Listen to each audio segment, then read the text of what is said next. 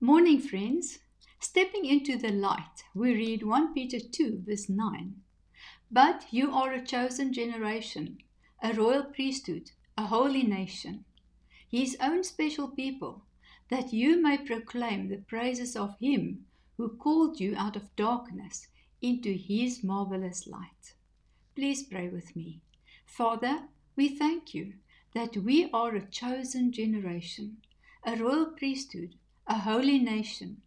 Revive our understanding of who we are in Christ. Lord, let your people rise to proclaim your praises boldly, remembering that you called us out of darkness into your marvelous light.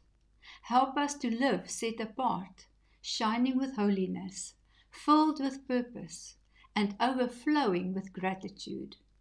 Lord, may revival come as the church embraces her identity and calling, declaring to the world that Jesus saves. Awaken us to be who you say we are. In Jesus' name, amen.